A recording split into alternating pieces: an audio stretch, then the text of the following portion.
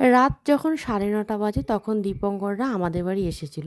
এসে বলল, চলো একটু মোমো খেয়ে আসি। ও বলল, আর আমরা কি না করতে পারি? তাই আর কি, যেমন ভাবা তেমন কাজ।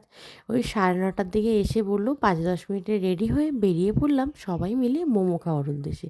এবার কোথায় যাব বলো তো? আমি তো সবসময় একটাই জায়গায় যাই মোমো খেতে, আমার ভীষণ ভালো লাগে। এর আগেও আমি তোমাদের সঙ্গে আমার এই মোমো খাওয়ার দোকানটা শেয়ার করেছিলাম।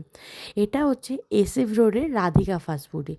আমি এখানকার মোমো খেতে ভীষণ ভালোবাসি, আমি আর তোমাদের দাদা দুজনই। আমাদের যখনই মোমো খেতে ইচ্ছা করে আমরা তখনই এখানেই চলে যাই। আর এখানকার মোমো কিন্তু পিওর ভেজ হয় আর খেতে কিন্তু দারুণ।